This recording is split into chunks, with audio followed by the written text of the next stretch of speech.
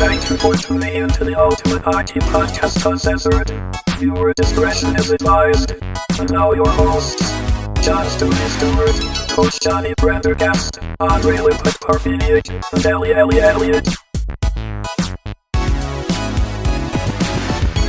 Welcome to the Ultimate Hockey Podcast, Season 2, Episode 4. It's been a minute. We haven't gotten together since the Blue Jays lost the World Series. Before they lost the World Series. Before they lost. And lots has happened since.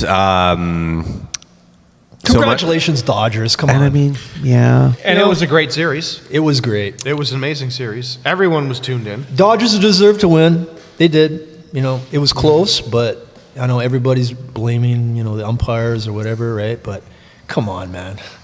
Hitting those clutch home runs, that was epic. Like, if you're a Dodgers fan, that's going to go down in your memory bank forever.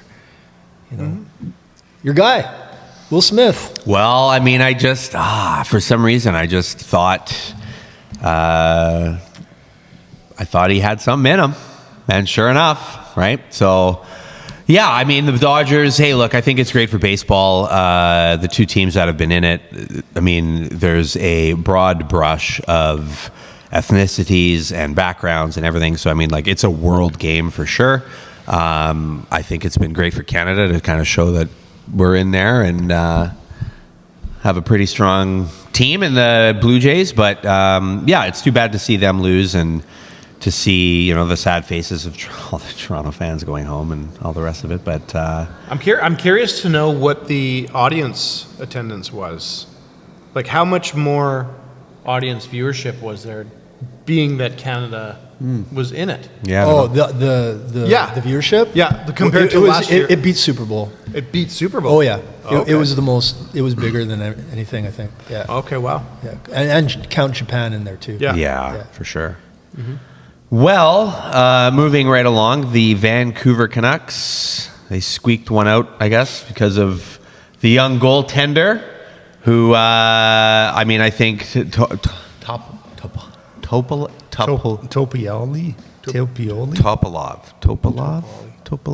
We should have done our homework first. Anyways. Third string, right? Yeah. I watched a bit of the game. I mean, the whole goaltending situation is getting a little out of hand in Vancouver, but he did what he needed to do. They had over, I think, 41 shots by the end of the game. He's a big body. He can get in front of the net or get in front of the puck well. He seemed to move side to side. But he's young. He still seems young. There's a few plays where he's overcommitting and out of play or out of position and things. So, but hey, he did what he needed to do to get the win. So good for them there. But with Lankinen leaving, with Demko injured, guys, what are we doing? We're gonna have to call up Johnny. Tell me about I it. broke myself yesterday. Well, yeah. So I think the goaltending situation, I mean, is kind of terrible right now in Vancouver, and compounding on the fact that currently, in my own opinion, our defensive core, they're just not stout enough. They don't seem to. I feel like the mindset of the coaching staff or GM or whomever is, you want to have offensive defensemen because if they can control the puck, then they're being defensive. Cool, get it. But you'd also need bodies that can push people out of the way. You need people that are going to be able to handle the 2-on-1 better, 2-on-2s better. I mean, I hate to say it because he's our captain and he's amazing. But he cost us a goal the other night, and I watched another play where he was kind of late coming back. Like, his guy ended up scoring. I think we were shorthanded, but it's just not a good look, right? Like, Hughes is not a big guy, and he is the first guy to say outright, like, like typical 2-on-1, like how he plays the puck sometimes or how he plays the pass. I'm not slagging on him because he's one of the best defensemen in the world, but all in all, our defensive core isn't as strong as it needs to be. And if you're going to win championships, it starts from the back forward. And currently, we don't have any number one goaltenders that are holding any water. And our defensive, other than Quinn Hughes, is kind of, I don't know, hasn't been pulling up their socks this year so much. I don't know. I haven't been overly impressed. And that brings me straight to EP40, who has been now doing what we've all been asking him to do. Blocking shots. He leads the league. Yeah. Blocking shots. I mean, he's scoring goals. He's making plays. He's been doing it all. And here we are still floundering. So if it's not him, who's the blame on now, Vancouver? Who are we going to all scream at? Who are we going to fucking yell at? Who's the problem now? Because, like, we just keep passing the buck and, like, keep pointing fingers and, oh, now it's this person and, oh, now it's that guy. Like, here we are, and, I mean, it sounds like Sherwood thinks he's up on the trading block. Sounds like we're talking about EP40 maybe on the trading block. Yeah. Everybody's talking about Quinn Hughes wanting to play with his brothers. We don't have Demko. Like, is it going to be tire fire season here? Like, what are we going to do? Well, I have a theory, too, and you kind of touched on it earlier about squeaking that win out last night. Do we want to be winning? Gavin McKenna, sweepstakes. Do we want to be winning? Well, we are in the number one position to finish last. I think so. I think we will finish bottom. Buffalo is doing well this year.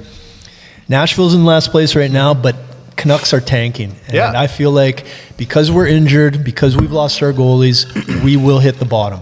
And I'm kind of okay with that. Honestly, I'm kind of okay with that. Yeah, but we're a Canadian market that's busy. We'll never get first draft. Good luck. But you never know. I mean, Edmonton hit all those draft picks, so sell the whole team. Sell the whole team. On CanucksArmy.com or something, I saw that Hughes is like, yeah, I'll stay. He's going to stay. That's what I heard through CanucksArmy.com. He's like, yeah, I want to stay. I don't want to go anywhere else. He's going to say that. Of course he's going to say that. He's still wearing. At the same time, I wouldn't even entertain the idea of sending him to New Jersey. Fuck that. Not a chance. I think they recognized it was a big mistake last year when the GM started talking about Quinn Hughes wanting to be with his brothers. Yeah. And maybe now this is just like a little bit of, damage control. They never should have said that in the beginning. Yeah, I mean, why would you ever say that? Keep your mouth shut. Yeah. But he had 2 more years left on the contract. Why are you going to say that he wants to be with his brothers? That's just stupid.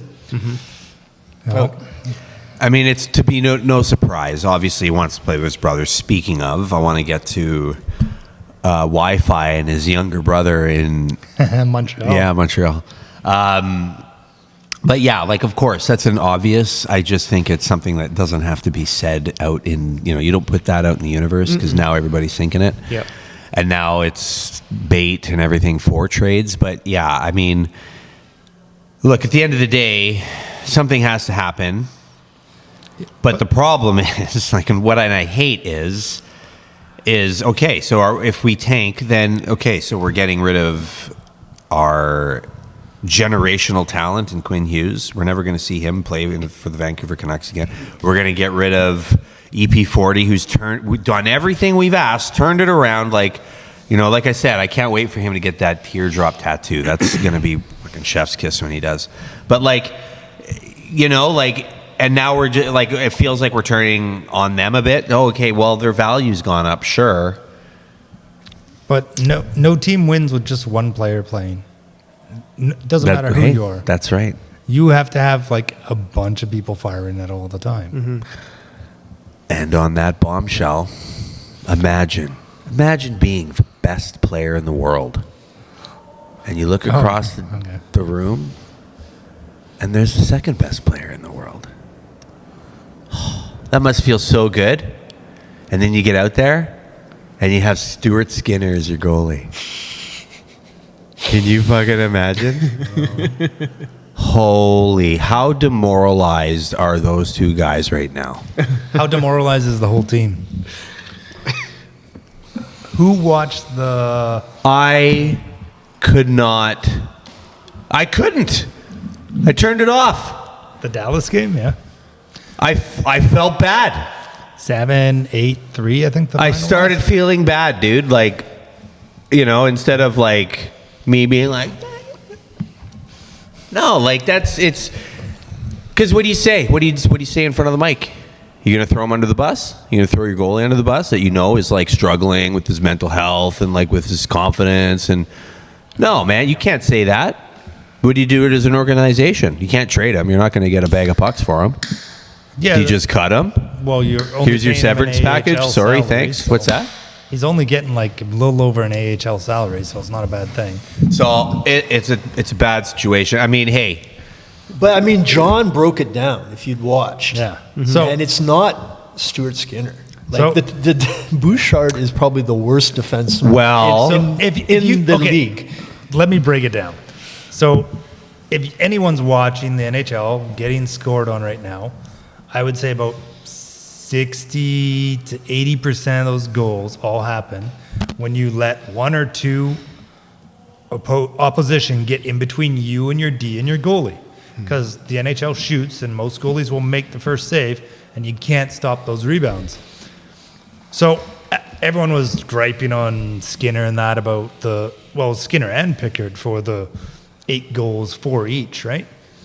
But I went back and watched it, and in Skinner, there was like one bad goal. It's a 2-on-1, and the guy goes high goal. That was not a bad goal. That was basically a breakaway. The defenseman let him in. It was like... I'm not saying it's a bad goal and that went in. It's a bad goal that he didn't want to give up. He had a chance on that, and it's a 50-50 whether any NHL goalie would get that. That was a nice shot. Yeah, it was. It's a good, solid play. The defense played something right. But Skinner's going to look at that and be like, it was glove side. I should have had that. There shouldn't have been room. Let's talk about that goal. Okay, it's a 2-on-1, and the defense plays the pass, which you're supposed to do. First, turn it over at the blue, lose the battle on the boards. Well, whatever. I mean, that guy was stupid. But I'm talking about the 2-on-1. Yeah. The defense just fucking goes to the pass. 100% what you want. And he crosses over the center of if you draw a line straight from net to net, the defense just totally veers off to the weak side of that line and gives a clear-cut path to the shooter. I never do that. I always put a little bit of pressure on the shooter. Yeah.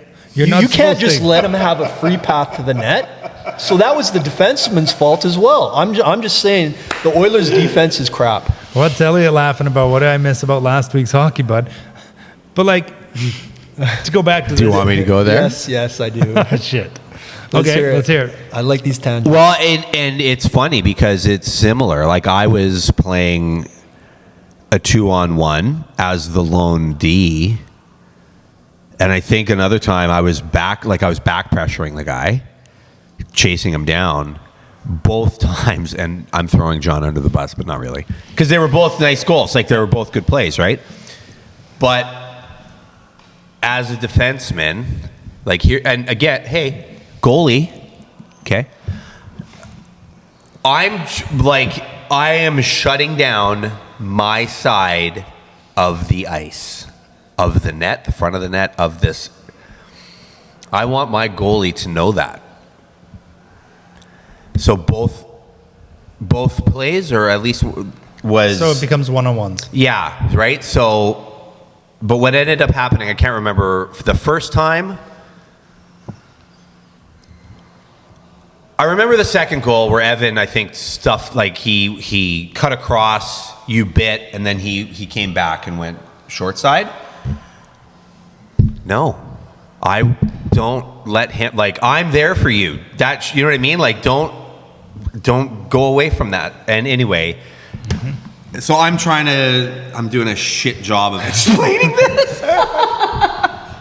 So if I'm here. Okay. Yeah. And the guy's coming across. Face the camera, face the mic. And this is my side of the net. Yeah. Right? Because I'm on this side or whatever as D-net. This part of the net, I've got it. Don't worry. I will cut this end off. Yeah. But what ended up happening was, he just makes the play, and...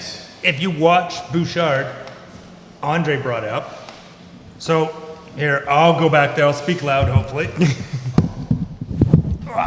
So in Andre's sake, he talks about Bouchard or whoever was defending. They've got Dallas and Dallas. And this guy, instead of staying here in the middle and limiting this guy's option on what he can do while taking the pass, he drifts way over here. Yeah. And gave that guy way too much net. Yeah. And maybe you think, yes, I've got this guy. One-on-one battle. Now it's a one-on-one battle with that guy. But the NHL level, that doesn't usually equate. In our level, sure. But like once the defense is off that halfway or off this far post, it's game over. Oh, yeah. NHL, Yeah. right? And like you're probably in this spot and you're doing the right thing by taking the pass. And at most beer league level, yes, you defense take that and the goal is like, oh, it's a one-on-one battle. That's right. I don't have to worry 10% of my RAM about this. Mm-hmm. But if you watch it, like Edmonton just leaves their. Not only will they go drift over there, but then when the shot comes, they let that guy that they were checking get in between them and their goalie. Yeah. And I was picking apart all of those that game. I mean, And there was like 2 goals where maybe you could fault the goalie. Like, maybe you should have had that. But 6 others? What the fuck, Edmonton? like you nailed it when you said when you counted like the Dallas players and the Edmonton defenders and where they were compared to where the Dallas defenders. The Dallas players were swarming the net.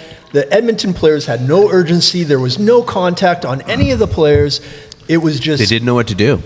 It was like mid-season, I don't give a shit type defense. I couldn't believe it. So you made a good point too when you said that it's the goalie's responsibility to stop the initial shot. Yeah. It's the defense's responsibility to clear that rebound. Yeah. Yes. Clear the rebound or the house. not allow the other team to get 2 or 3 more shots. Right. Like there's one there. Was it 2 Edmonton guys below the goal line battling with 1 Dallas guy, and the Dallas guy wins and gets the puck out. One guy follows the Dallas guy behind the net. There's 2 more Edmonton guys kind of in front of the net, and one guy chasing a Dallas player in, and they still make that pass and make a beauty goal. There's another one. He's Skinner or Pickard, I forget which one of them is, makes a save, and it goes up off his leg and behind him. The shot had been from like 10, 15 feet out. The goalie makes a save. Bouchard is stick up out of the way so he didn't get hit with the puck. The goalie makes a save, and he's watching it. And at that point, there was 2 or 3 Dallas players on this back door all alone and all underneath all of Edmonton. So I would say the goals against was all Edmonton's defensive fault. And if you watch the McDavid and Draisaitl open interviews after that, they actually say, yeah, we just don't have a defensive identity. They didn't throw Skinner under the bus. They realized that like they're not doing D. And both of them were kind of like, yeah, it takes a team to win and a team to lose. I think it's mentality because I just can't believe this team has made it to the Stanley Cup the last 2 years. Mm-hmm. And the way they're playing now, it just feels like they're giving up. Or Did we witness the rise and fall of Edmonton? oh yeah, they're falling huge right now. Yeah, I mean, but like, is it based on confidence in the room and the guys knowing that the goalie, maybe he'll get us there, maybe he won't? Is it based on, well, this goalie's GAA sucks, so I don't want to play for him anymore? What's the point? They're going to score anyways. The coach. Yeah, like there's something deeply wrong with some part of that team, but to nail it down, is it the coach is telling you what to do, but you just don't care? Is it? there's no intensity on those plays that you dissected. Like they aren't playing contact, and I mean, in this. Someone else broke it down. If you brutal. just watch them all, it's all battles on the boards. It doesn't matter if Edmonton has them outmanned, they lose the battle on the boards, and that's where everything was stemming from. And I'm like, yep, for sure. But like, just Enough of Edmonton. Let's move on. Come on. Well, Contract. scoring in the league, who's the top scorer in Washington right now? Washington? Got to be Ovechkin. No, I don't think so. It's Tom Wilson. Yeah. Ooh. I think he's got 12. I think it's 12. 12 or 13 or something like that. somewhere But like, in there. yeah, man, like that's kind of a crazy stat I came across, and when I watched the highlights the other night, and I just good for him. And I mean, it kind of speaks to how some things are going on for some teams. Like they're having to, like for us, Sherwood is having to go out and carry the load for some of the season so far and stuff. So it's kind of a weird. Team Canada picks them up. It's for the kind of Olympics. a weird, yeah. It's kind of a weird. It seems like a little bit of a weird season for some of the teams and some of their staff, and just how it's been going thus far. But, and then talking about Wi-Fi, I didn't even know that the younger brother. So was he is he just a call up, or does anybody know? He was a call up in the preseason. I know that. Yeah, is he on the team? Yeah, he's been drafted by Montreal or something. Fucking sweet. So he gets in a fight, right? Like, and the big brother's on the bench, and he's just like cheering him on. You can see him leaning forward, big smile on his face. Pride is the big brother. Not mom, though. Oh boy! And they show Mama Bear up in the stands, and her in her Karen haircut wants to speak to a manager right now. Oh yeah, she was not happy. Like, one kid's enough, two got to do that. Oh man. Yeah. So yeah, it was pretty funny. He did pretty good in the tilt too. I don't think he won, but like it was a draw. It was kind of just more wrestle contest than anything, I think. But yeah, man, I think that was funny, and it's cool for sports. It's fun to see shit like that. Like I love when the brothers and stuff, like are getting into it, the Kachucks and all. It's just fun, right? So. In the preseason, it was hilarious. They were doing like a press conference, and they're like, "Your older brother fights. Will you fight?" He's like, "Yeah, sure, I'd fight if I have to." And his older brother leans over. "He won't have to because I'm here." Yeah, I remember that. That's right. Yeah, I remember that. Like, yeah. And then further in the league, just some of the things that stuck out in the last couple of weeks. Dallas, their third jersey. Did you guys see? They're like re-releasing the Dallas Star. Remember that Star jersey? So like the trim on it was a star. On the Brett Hall one? Yeah, I think. Yeah. I think they used him to show it off. And the joke was that he's standing in the crease. But it's a pretty sick, tragic, pretty sick uni. NHL history. Speaking of jerseys, have you guys seen the Team Canada jersey? Yeah. What are your thoughts? Yeah, All I like three. it. Yeah, I like it. All three you like? I don't know. I like the white one. Seen I'll buy the white one. Really? Yeah. Because I'm really a fan of the black one. Oh yeah. Yeah, Really a fan I of think all black. I think on I've black. seen the black one. Yeah. Nice. Yeah. I'm Yeah, in the looks good. dark. I've been busy. I missed it. You missed Yeah. them? Yeah. Oh, it's basically like the red, the white, and then there's a black on black. Yeah. But there's some subtle, like, cool things about it. Like they got two-tone red. You seen Yeah. that? Yeah. That's cool. Yeah. Because the Olympics coming up. I mean, February. I would be remiss here if we didn't talk, actually, in hockey news, the Vancouver Golden Eyes. Yeah. The Golden Eyes. So, all right. Listen, I like the logo. The name is, I have, every time I think Golden Eye, I just think of no odd job. Not allowed to play odd job. Right? Like, can't be odd job. So anyway, it's kind of weird. The name, I have to grow on me a little bit, but I watched some of the game, or I saw the highlights to it, or both. Yeah. Interesting. Like, entertaining, fun to watch. We going?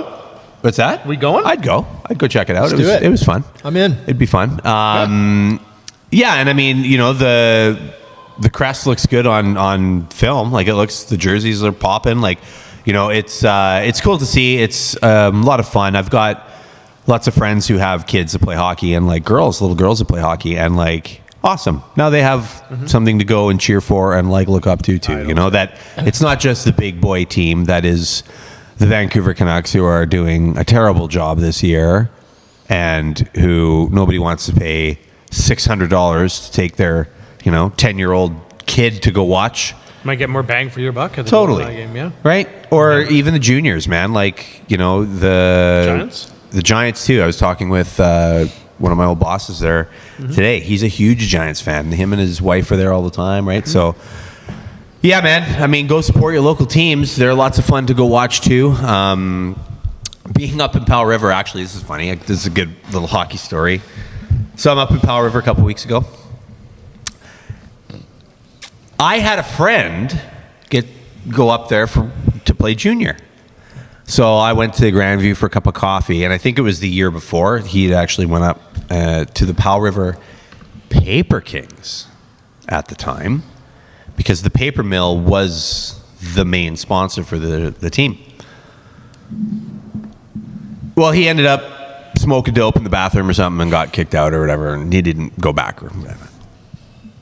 So I'm up in Powell River, and I was up at the gym there, or the pool, and it's the same facility, the arena and the community center.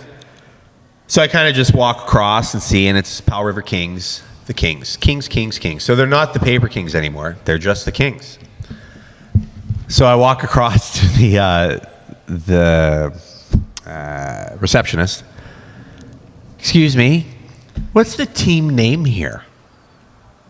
And she looks at me slyly and smirks, and she says, yes, they're the Powell River Kings, but I too call them the Paper Kings. Like, she knew I was digging, right? So we kind of laugh about it or whatever, but then, no shit, like 3 or 4 of them come out from the back room working out or whatever, right? Because they're there all the time. They're like rink rats. So I walk over to them. Hey guys, how's it going? Just start shooting the shit with them. And they're all like, oh, hey man, like, who the hell are you? Like, oh yeah, I'm just some guy up here from Vancouver. Like, a friend of mine played for you guys when you were the Paper Kings, and so I was teasing them about their name a little bit and stuff. But yeah, it was just kind of a funny moment, like, neat experience to kind of like mess with those kids. I can call them kids now because they were like 17, right? So I asked them, and this was the squeeze. This is the juice I really wanted. Because you see all these pro athletes get interviewed by, so how'd the team do tonight? But right, well, good performance. We worked hard. Fucking solid effort from everyone. 2 points, right? Ka-ching, and the next guy asks the same question. Ka-ching. How's the season going, boys? So this is me asking them.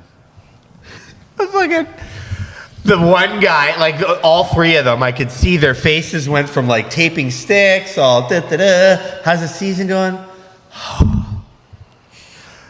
Just dejection across their face. The one guy, oh, it's not going well, not so good, man. I was like, boys, it's early. Like, how early in the season? Oh yeah, it's still early in the season. I'm like, okay, it's okay, like keep the wheels moving. You're gonna be okay. Like, I could just tell, like, they were having a terrible time, right? But I laughed. Like, you can't. Clearly, they didn't have any media training or anything. Yeah, the moment they slumped their heads, I was like, oh man, you could kind of feel it, right? But. So I think, even up in Powell River, like, it's going to be a good show. And it made me think about, like, going into Merritt, watching the Centennials play. It's like junior B, right? It's like whale shit hockey. But is it ever fun to watch? Because, like, those guys are going to go fight in the corner every chance they get, right? The fans are going to be into it. It's a fun time, right? So if you're looking for something to do and you're sick and tired of paying all of the money for all of the subscriptions for all of the NHL hockey that already make all of the money, go support your local teams, man. The junior guys, they need it. The girls need it. They want to hear you in the stands. They want to hear your support. And it was cool. It's really cool to watch the women play, and I hope that does expand. I think the ownership, it's something weird. Like, the league owns all the teams right now, and then eventually they're going to sell them out, and it sounds like NHL teams might be buying some of the teams. I don't know. Do you guys know how the PWHL is doing it at all or anything? No? Yeah, it's something like that, like to help with the expansion of it, and then I just know some of it's subsidized by the NHL. Like, yeah. But I mean, and it goes along with, I mean, just in the last couple of years with the WNBA, Clayton Clark and everything, like, again, like, it's drama, like with her and the other girl. I can't stand her. She's got the one leg thing and arm thing and whatever. What's her name?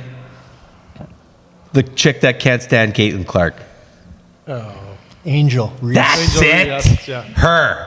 Right? Like, it's drama. It's whatever. At least it's not, hilarious. The Young and the Restless. Exactly. It's fun to watch. So, I did learn what the golden eye means. It's the eye of the I hawk. have a loon. The loon. Loon. It's a duck, actually. Yeah, duck. Yeah. Duck it. It's a So- golden-eyed duck. The strength behind this is that they're the pack, right? They stick together, right? Okay. And I should say that Slapshot Alley is the shooting instruction of the Richmond Ravens. So the Richmond Ravens are the local girls association, and I basically teach shooting to every single girl that goes through that program. And they come in here. We have slots from Tuesday to Thursday, 2 hours a day. We get 4 hours, 4 girls an hour. And I talk to them about the Golden Eyes now. It's fun. Like, I got something to say with them. Yeah. Right? Like, did you guys know that Jennifer Gardner came to Slapshot Alley? So she's got the best shot in the PWHL, and she's from Chilliwack or Cloverdale. I can't remember, one of those two. And she came in here, and I broke down her shot, and she rips it. She's like shooting 70-mile-per-hour snapshots. Well, I know. But she didn't know how to do a slap shot.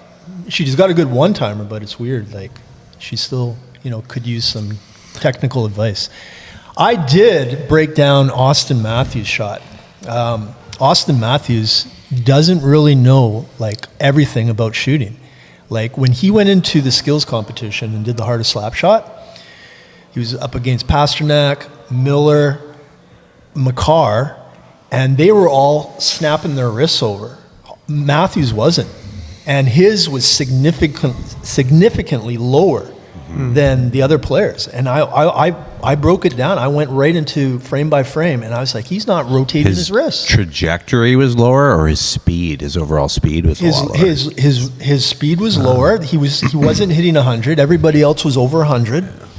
And I was like, this is a big boy. He knows how to shoot. He's got, like, the frame. He's got, like, the mechanics.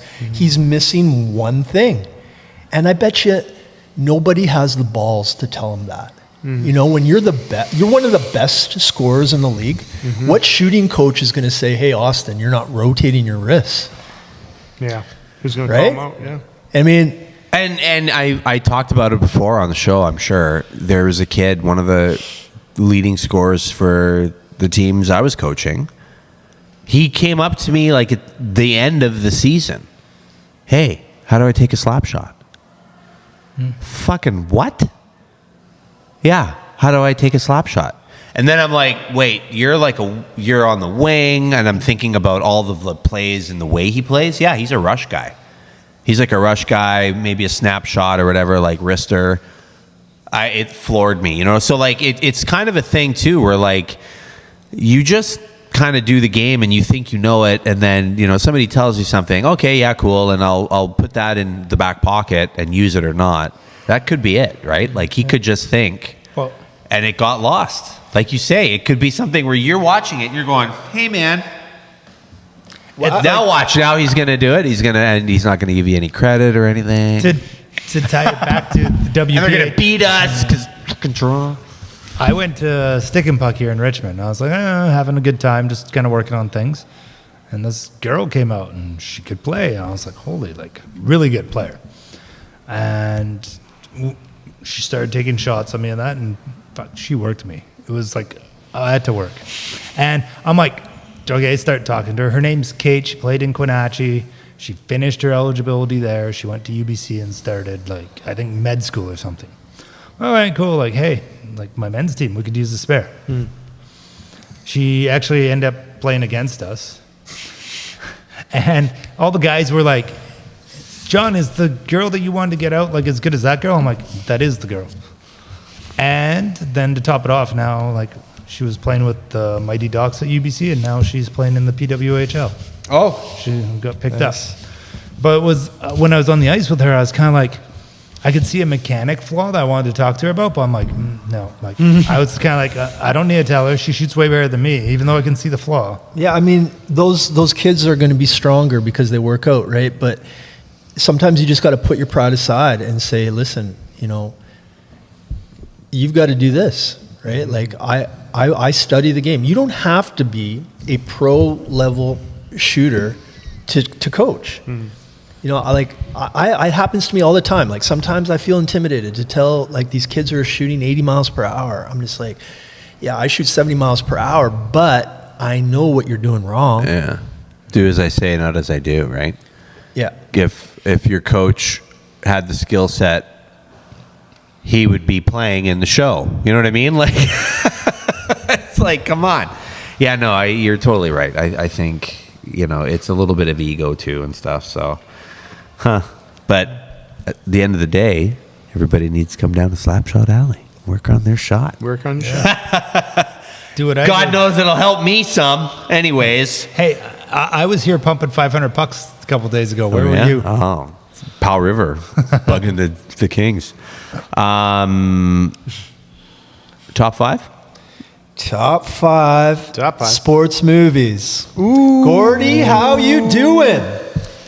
At number 5, Rudy. Good choice. Great movie. Okay, Rudy, I mean, the Rudy is a story about a small kid. And I love the story about the small kid because I know Cliff Ronning. Yep.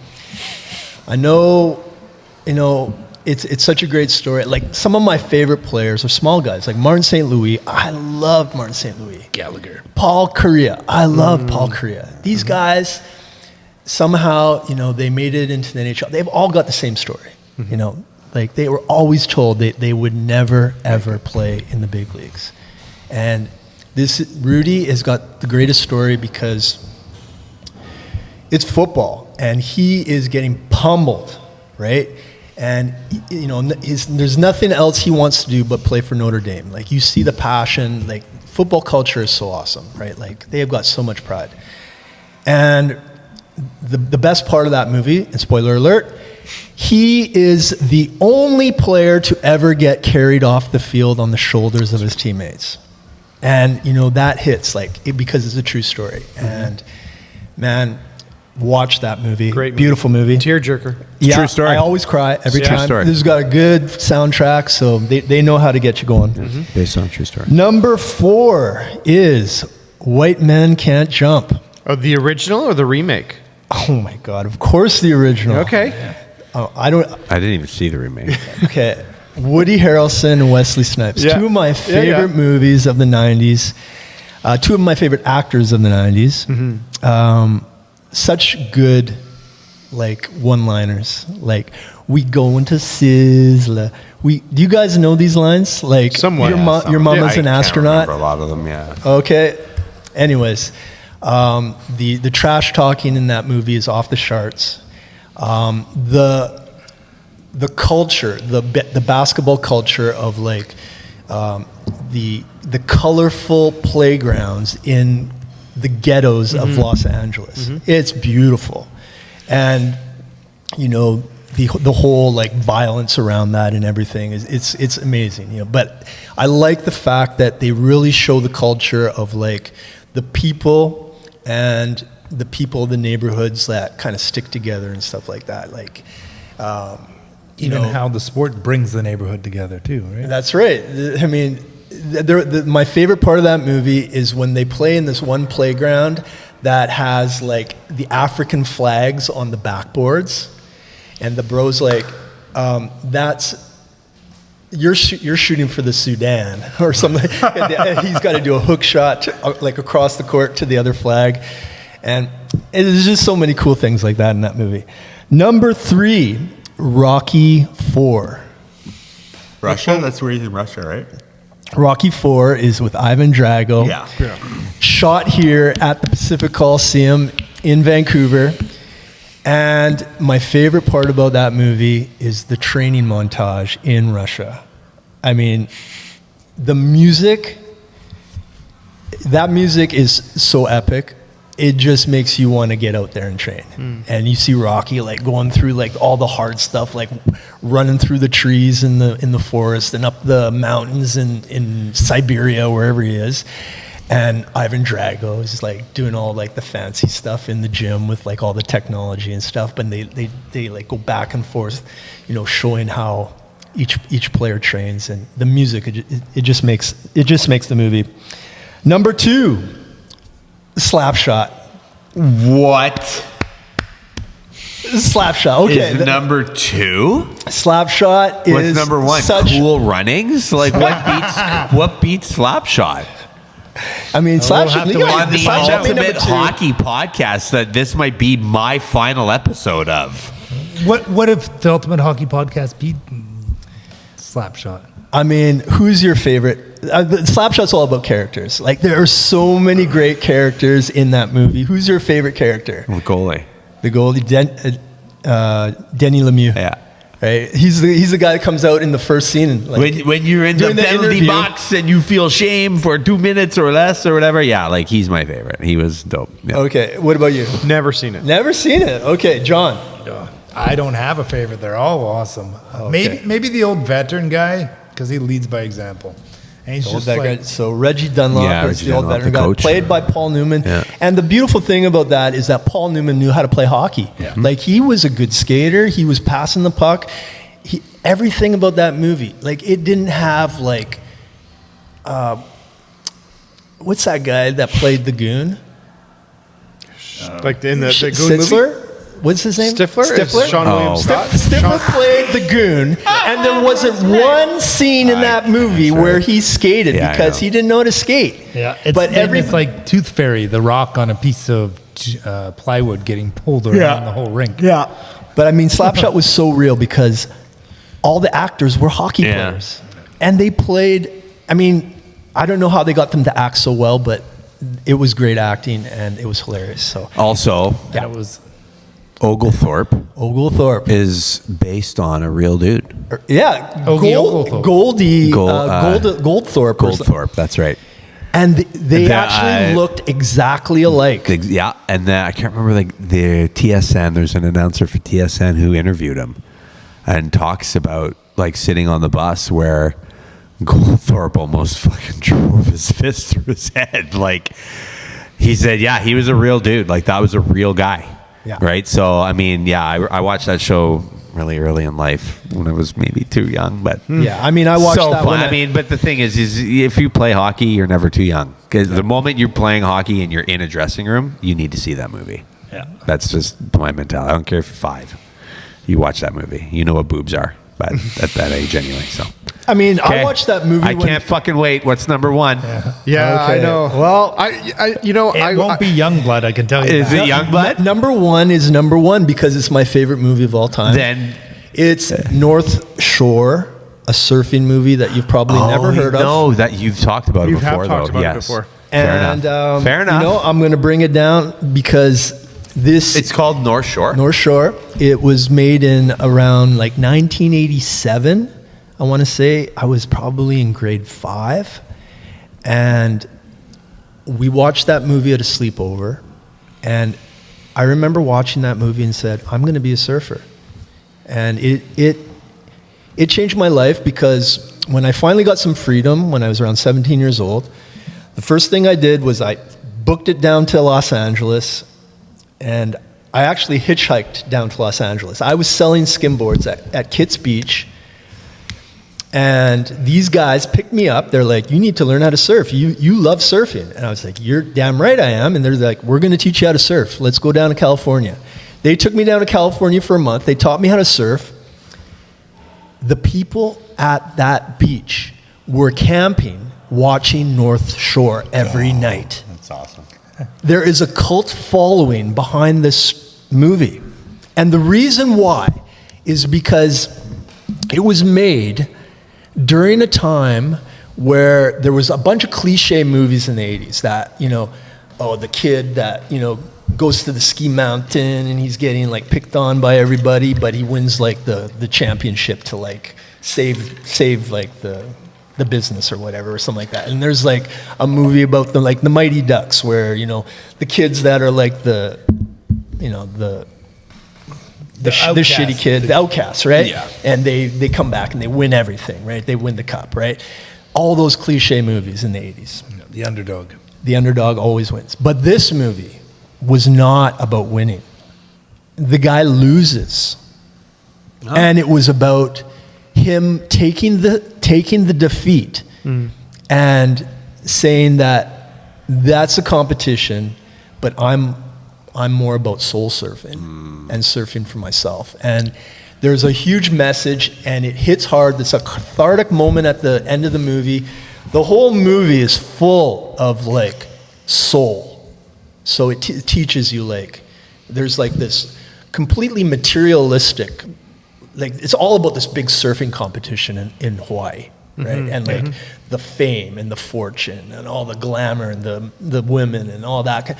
But underneath everything, it's about learning how the board works, learning how the waves work, and learning what's in the ocean and why. And they teach you kind of why the waves are the way they are. And that's the beauty of surfing. It's like you become one with the nature, and that's what it's all about.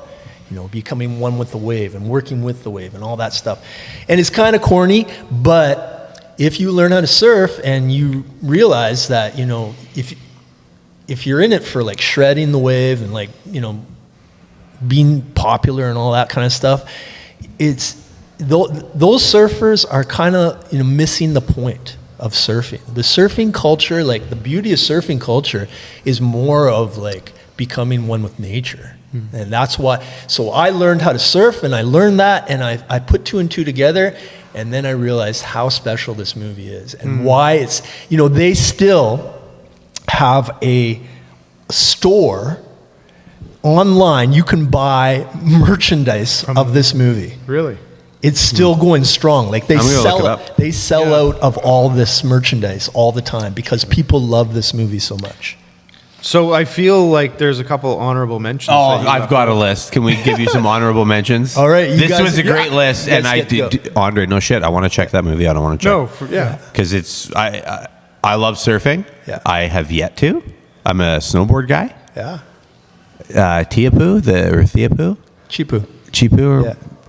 However it is pronounced poo. There's a poster that broke my brain when I first saw it. It was a meme, I think, at first, when memes were cool. And it's of the top side where everybody's kind of waiting to surf. He's got it, right? Yeah, but he might. And then there's so you see the suck kind of on the back. So, yeah, this is a drawing of it. That's cool. Where'd this come from? I drew it. Oh, wow. That's beautiful. Yeah, so this is, when I first saw the poster, show it to the camera. I was like, dude, well, he can put it up later. It hurt my head because I'm like, what am I looking at? How does it the ocean just drop off? Anyway, so super cool. Really interested to see all that. I had a friend who dove around there, I think, and he got cut up by some of the reef because he got pulled through. And he said, that that's supposed to happen, or they warn you or whatever, and you kind of expect it to, and that's what gets you through, except that he just kind of went one way more than the other, whatever, and it doesn't take much. It feels like Sam. It's terrible. Yeah. But yeah, honorable mentions. Do you want to? Here, you go. You go first. You want me to go first? Okay. I feel like Friday Night Lights, number 5. The movie? The movie, Friday Night Lights. Okay. Tell us about it. I want to know about Friday Night Lights. I've never watched it. It's a high school football, high school that takes football place in Texas. Is that Pacino? No, Billy Bob Thornton is the coach. Oh, I like that guy. They actually produced a TV series that went on for a couple seasons. Oh, yeah. Was it after based off that movie? What? Must Friday be. Night Lights? Well, it was. They same didn't concept. base. Yeah. Different team. Yeah. Different Okay, team, it's but totally same different. concept. Yeah. Basically, just the town of Texas shuts down for high school football.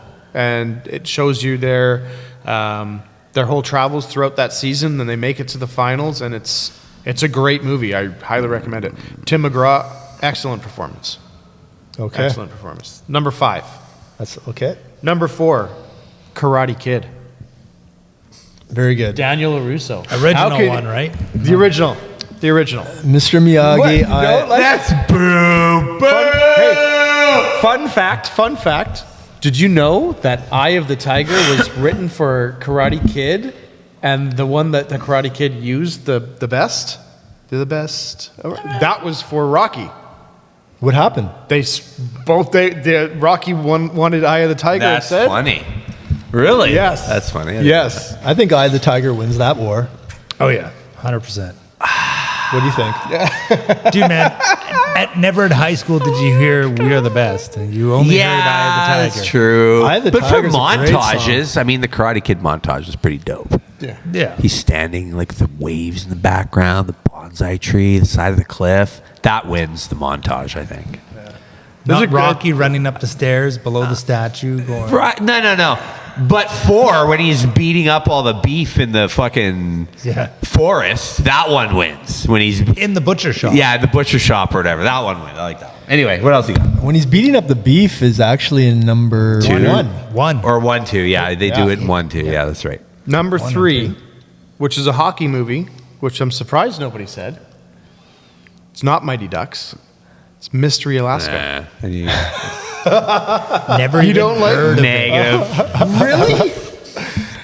Take it or leave it. So Russell Crowe. From the guy who doesn't play hockey. Yeah, you never even watched Slapshot. You can't talk to us about fucking hockey movies here, bro. What else you got? Russell Crowe is is he got the the tooth fairy. He's the sheriff or something in a town in Alaska, Mystery Alaska. Mystery. Yeah, Nome, Alaska. No, that's a different movie. And the town plays hockey. There's a guy that used to live there who's since moved on, and he gets the whole New York Rangers team to come up there and play an exhibition game against this Mystery Alaska team. I really enjoyed it. It's a fun great movie, but what else you got? Come on. I gotta ask, how did Mystery Alaska do versus New York Rangers? They won? Do you want me to tell you? No, they did not win. Because I'm not gonna watch Don't the ruin show. the movie for the 5 subscribers we have. It's Okay, like you can tell me Spoiler later. alert. You can tell Turn me your later. Okay, What it's- happened? the 30 movie seconds. is from 95. If you haven't watched it by now, Too late. Yeah. your time has run its course. I'm sorry. Yeah, Be kind tell and me what rewind. happens. I'm not going to watch it. They lose. Good. Because I was gonna say The there's Rangers no just, way. yeah. Destroy them Good. properly. It's a close- 32-7. It's a close game. Okay. Like in South Park when they played against Colorado, they got Annihilated. annihilated the way they should have, like 1,000 to nothing. It was great. The thing is that they do all these tactics to kind of throw the Rangers off because it's so cold there that they're not used to it. So, like in the start of it, they sing the national anthem, and then it's actually Little Richard that comes and sings the anthem. And then they sing the Canadian anthem, even though there's no Canadians, just to make them stand freezing longer. Anyways, that's 3. Number 2, For Love of the Game. Yeah, okay. I can see Baseball. that. It's a good baseball Yep. movie. Great baseball movie. Actually, Jess, I watched some highlights or something came on for like a commercial or whatever. She was like, "What the fuck?" And I was like, "This is a good movie." Yeah. So anyway, yeah. The mechanism. Bull Durham is another one. Hold on. For the love of the game, tell me about it. For Love of the Game follows the pitcher, Kevin Costner. Kevin Costner, and John C. Reilly is the catcher. And it basically shows his entire career. He develops this, this relationship with this woman. It kind of shows that career as he's pitching a perfect game. So it's like flashbacks, and then it cool. goes back. And he's Nice. pitching. He plays for the Detroit Lions. Sorry, Detroit Tigers. Tigers. It is Thanksgiving today. Yeah, in and America, the Detroit so- Lion game was on earlier. Yeah. Sorry. So the Detroit Tigers, and he's pitching against the New York Yankees. He's playing against the New York Yankees, and he's about to retire. This Got is it. it. This is his last game. Sounds good. I'm And going to watch it. is he not in the other movie too, Bull Durham? He is in Bull Durham. And he's yes. a catcher though, right? I believe so. Catcher, back catcher. So he's in 3 baseball He's in movies. all of them. Number one. Field of Dreams. Number one. Field of Dreams. Yeah, Kevin Field of Costner Dreams. can play good baseball too, though. He's a major baseball fan. My quick list here. I mean, honorable mentions. Major League. How did I forget that one? I was waiting. I waited because I was like, "There's going to be spit coming," and I thought I was going to get some there, and I'm kind of mad I didn't. Shit. So Major League, Major awesome, League. so Wild thing. good. The Program. So The Program was a football movie, 90s football movie, like University. Yeah. And it was kind of cool because it covered, like, I think there was another one called Unnecessary Roughness, which was kind of more comedic. And one of the two of them had like an older quarterback. I think that was Unnecessary Roughness. Yeah, it was. But The Program was cool because it was like more legit and more of a bit of a drama where like guys are doing It steroids felt real. and you know, like he's cheating his piss test and stuff on it. And so it kind of looked under the veil there, like with injuries and stuff too. And that, so I thought it was a really good movie. The Longest Yard. Original? So both. There's- That's the prison story. That's right. Yeah. So that is a cool movie. Okay. Right? Like they redid it, and I thought they did actually a pretty good redo of it. Adam Sandler? With Adam Sandler and Steve Austin was in it. Yeah. Like, you know, like Burt Reynolds was in it too. yeah. And they had a good time with it, right? Well, Burt Reynolds was in both, right? yeah, he was in the Okay. original. Yeah, so he was the quarterback in the original. I think in the remake, he was just like the old jail guy helping them out. Got it. But yeah, those are cool. Invictus. That's number 1? No, it's just another one. Okay. But never heard of it. Rugby based on a true story. Matt Damon, really good movie. I don't know if it won any awards, but it probably should have. Yeah, just really good, true kind of events movie.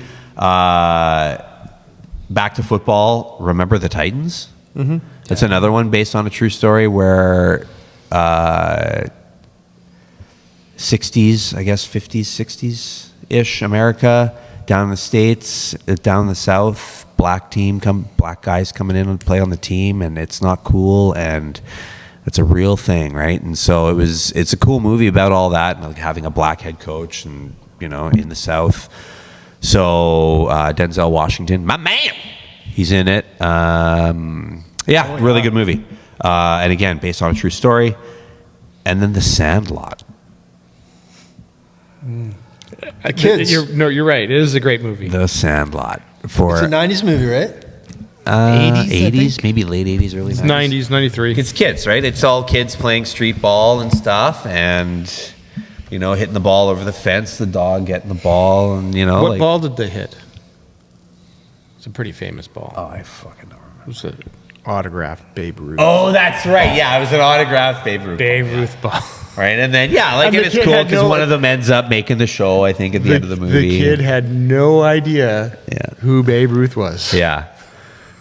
They just used. He's like, what do you mean? Grabbed his dad's ball. Yeah, To play. they needed an extra ball, so he just went in. It is a great movie. But it's a really good. It's like, you know, it's like the Mighty Ducks of baseball. exactly. Yeah, I would say they're younger. I think. All right, but I'm going to go back to my list and make an adjustment here. Number 3 is going to be Major League. Oh, so everything gets bumped. Knocking down Rocky 4 and White Men Can't Jump, and then Rudy is out. Rudy is out. Yeah, Rudy was at the bottom. Okay. But yeah, no, that's.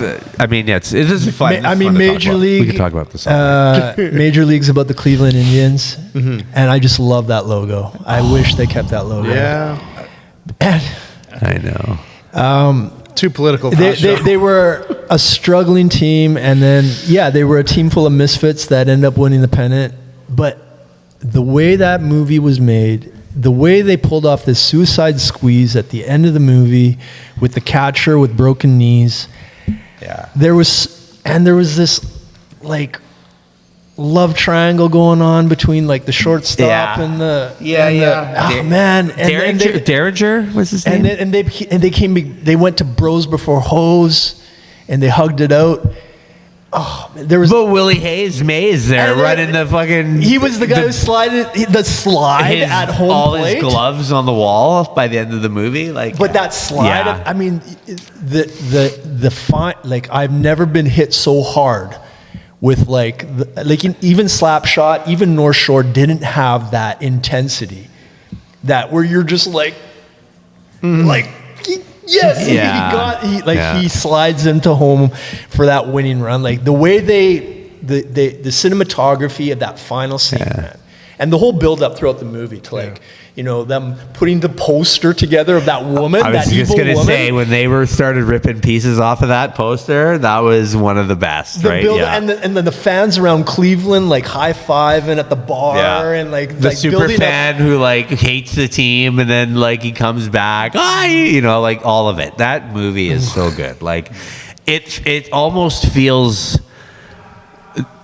it almost feels National Lampoonish. You know what I mean? Like Vegas Vacation-y, just the way it kind of. It wasn't that rolls. silly though. No, but that's it. It's not that silly, but it just the amount that I just feel like when I watched it, I laughed the same amount I would have if I were watching National Lampoon, even though that this wasn't that type of movie, because it had the drama, it had all that stuff of her trying to break the team up and who's getting cut.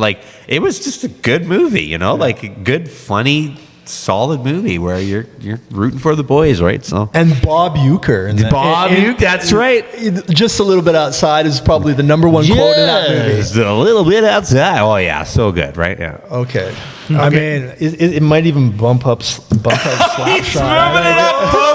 It's moving up the list. I mean, Slapshot was a good movie and it had so much hockeyness, but Slapshot didn't have the perfect ending. Oh, it's number one for me. It doesn't matter. Number one. I'm going to get in trouble for my only two Top shot. suggestions because you guys, maybe they don't fall under the sports movies.